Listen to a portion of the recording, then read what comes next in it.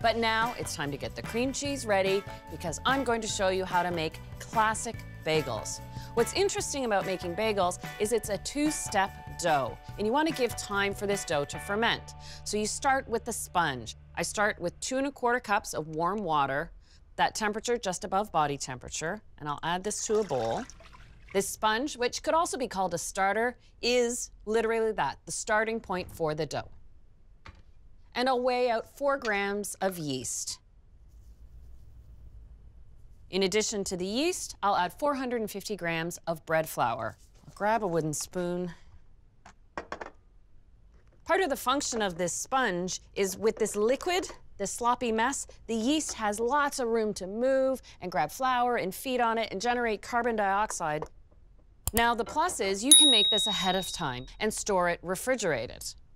So I'll cover this and I'll pop it in the fridge right now. That way I can use it tomorrow.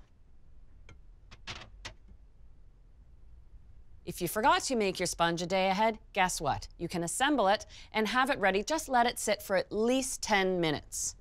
And even after just 10 minutes, you can see the bubble action happening. This becomes the base for the complete bagel dough. I'm gonna add it to my stand mixer. To coax a little more life out of the dough, I add a little more yeast at this point, another 3 grams. And one of the favorite characteristics I like in bagels is that sweetness from honey. So I add 30 grams of honey. Now it's time for more bread flour, 375 grams. And lastly, 15 grams of salt. I'll put this on the mixer with the dough hook attachment. I'll let this mix and knead on low speed for about 7 minutes.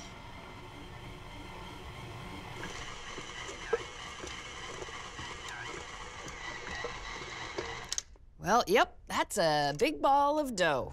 Whoa, and it is a dense dough. That's what you expect out of a bagel dough. And now it's ready to let the yeast do its magic. And to get the yeast going, I let it sit at room temperature, but just for an hour. So that activates the yeast, it's got the sponge part already working, and then I put it in the fridge overnight. And I'll go to the batch of dough that I made and chilled overnight.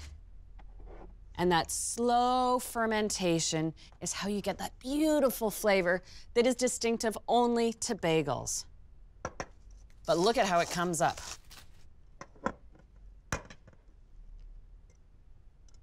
I'll weigh out the dough, so each bagel is the same weight, 110 grams.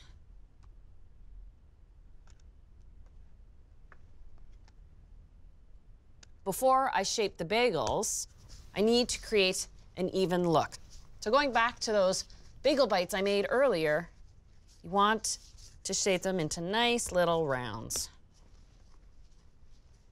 Now that I have my dozen rolled and ready here, it's time to make some bagels. I like the technique of rolling the dough into a rope. Once you've got it about 8 inches after it springs back, then wrap it around your hand, overlap the ends by about 2 inches, and just roll that part together.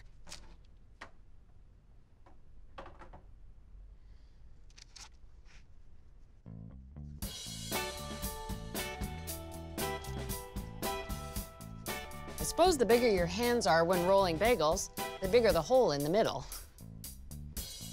There you go. I have my dozen bagels. I'll cover them with a tea towel first. I'll let these rest just like this for 15 minutes. That's a perfect amount of time for me to get my boiling liquid and all those great toppings ready, because before you know it, it's bagel time. So I'm going to add to the water 30 grams of honey. And as well, a little baking soda, but just a fraction of what I used compared to the soft pretzels, only 5 grams. There we go.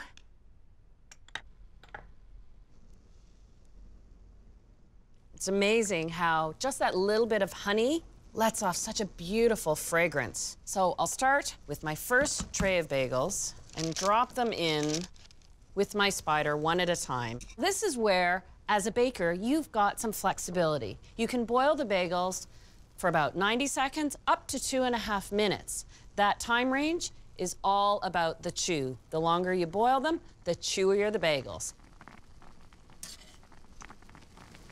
Go, letting them drain off a little bit.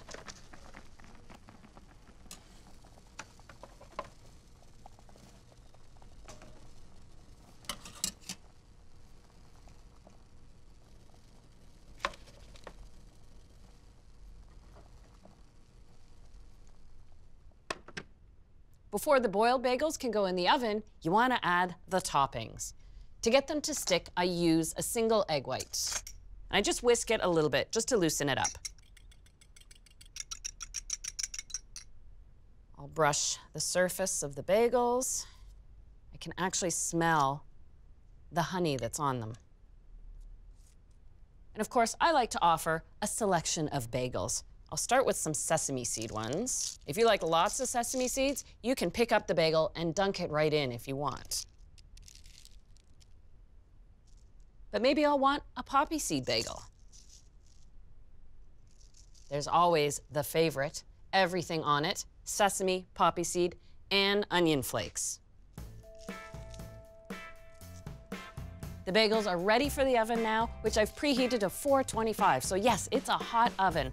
And I bake them first for 20 minutes. Then I shut off the oven, open the oven door, and let them just sit in there for 10 minutes.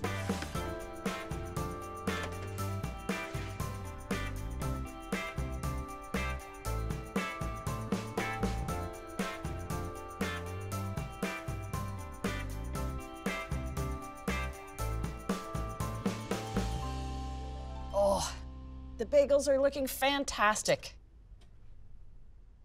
I've turned the oven off. I'll let them sit just to finish baking all the way through.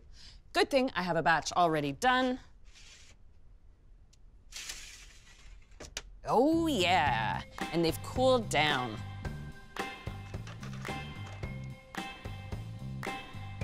Hurrah, look at that chew. This is just screaming for cream cheese. Wow. And I guess I was in a sesame seed mood.